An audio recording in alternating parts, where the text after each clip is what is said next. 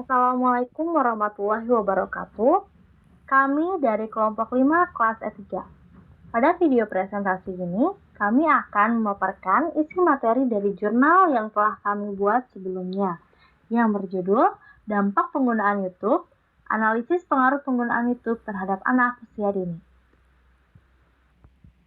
Berikut ini adalah anggota kelompok 5. Terima kasih kepada teman-teman yang telah berkontribusi sejak awal penyusunan jurnal ini hingga dibuatnya video presentasi ini.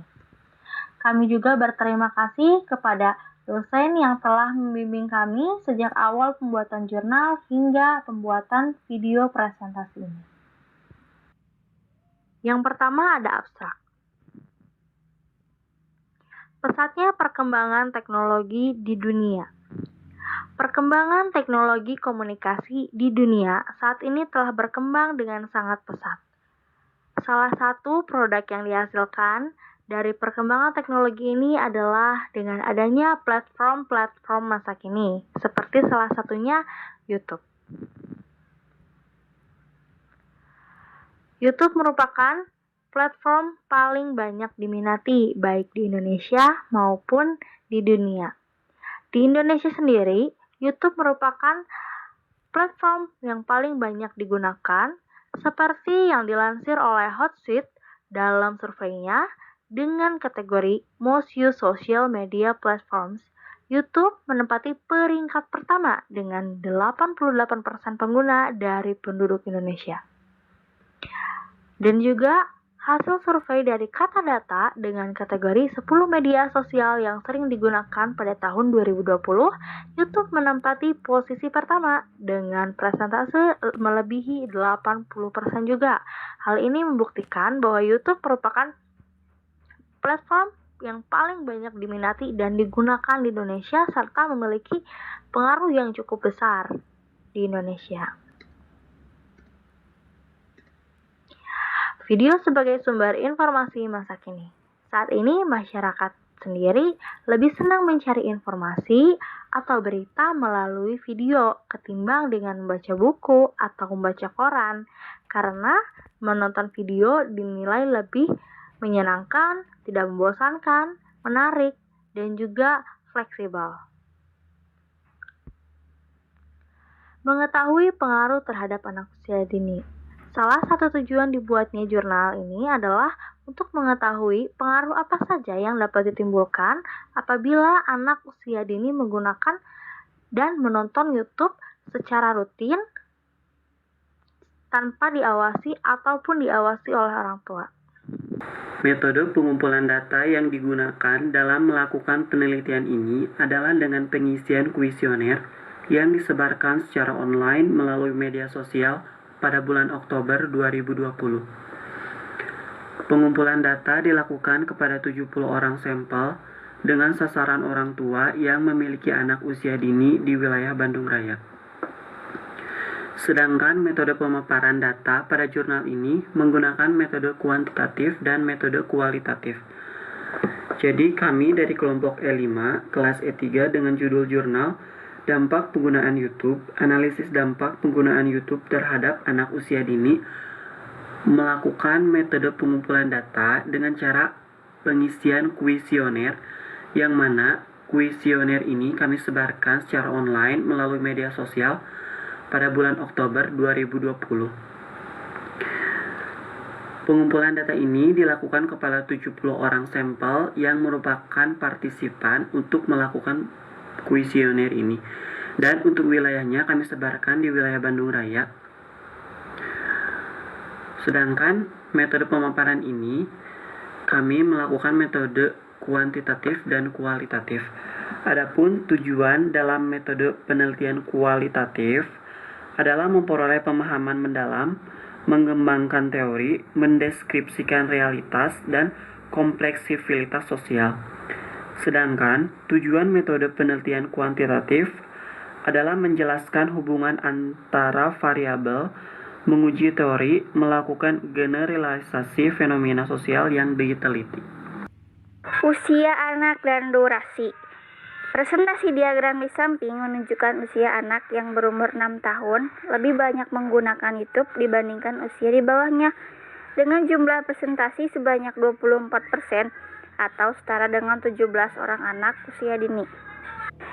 Jika dilihat dari durasi, kebanyakan anak menggunakan YouTube kurang dari 1 jam dan setengah jam.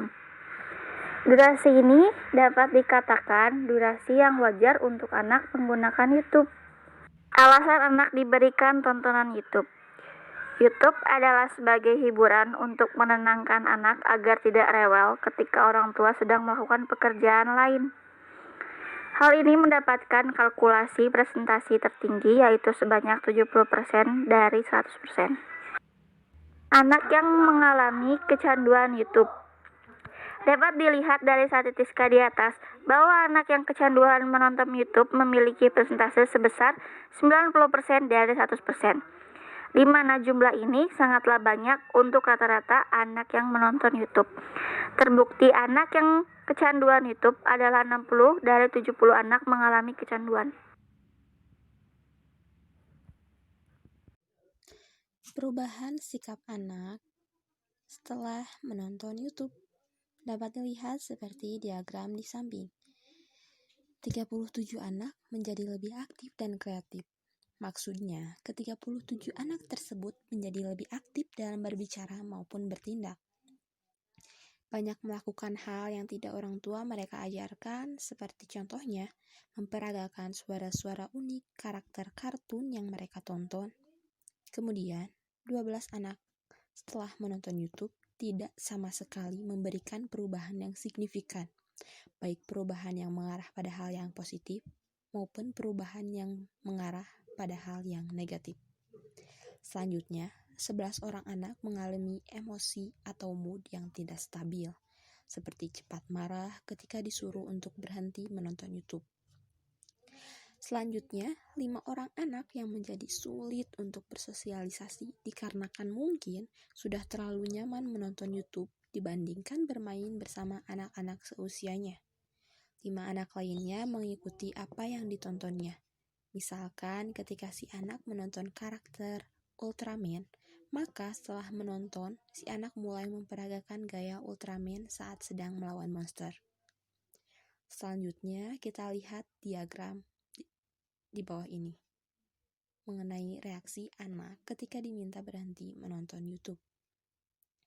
Sebagian besar anak menurut ketika diminta berhenti menonton YouTube, dengan presentasi sebanyak 29 anak menurut ketika diminta berhenti menonton YouTube. 25 orang anak lainnya lebih memilih menangis, dan 10 anak malah menjadi marah ketika berhenti menonton YouTube. Hal ini bisa jadi merupakan tanda kecanduan anak terhadap menonton YouTube. 4 orang anak ketika diminta berhenti menonton YouTube bertindak sesuai moodnya. Maksudnya ketika dia sedang bahagia, dengan senang hati anak tersebut menurut ketika diminta untuk berhenti menonton YouTube. Sisanya yaitu 2 orang tampak acuh ketika diminta berhenti menonton YouTube.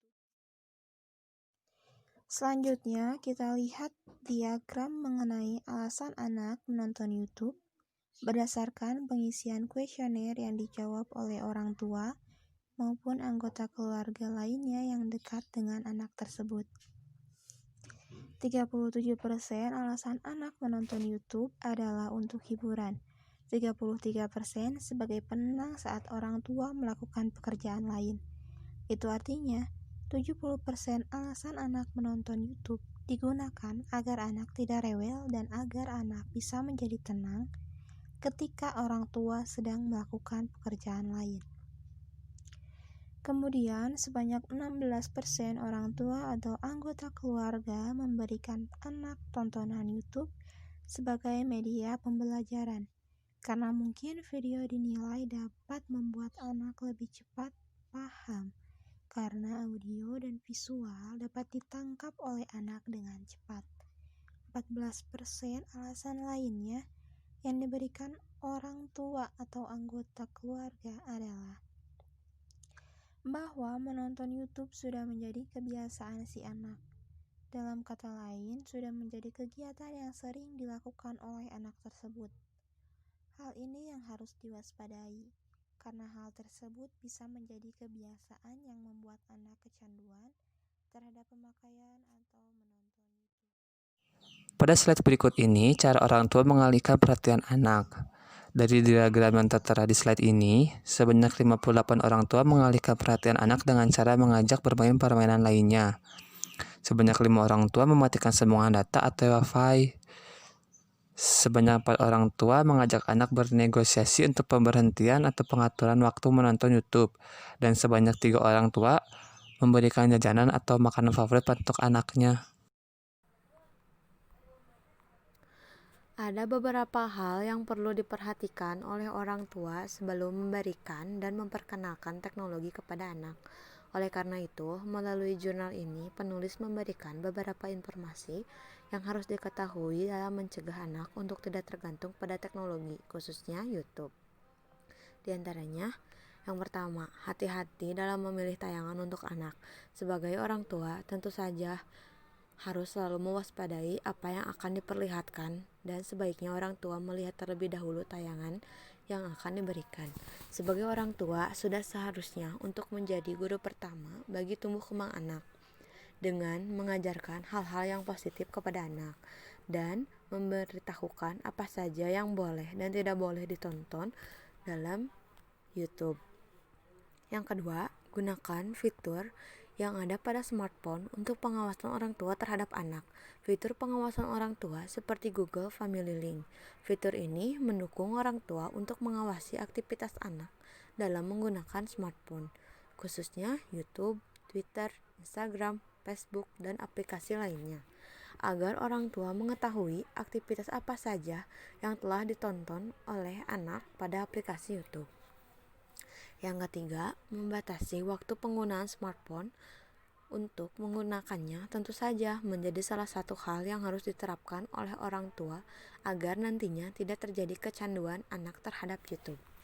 Untuk itu, alangkah baiknya orang tua memberikan sedikit waktu untuk anak menonton YouTube, agar anak tidak ketinggalan informasi yang ada pada YouTube. Dan tak lupa juga orang tua harus mendampingi anak dalam menonton YouTube.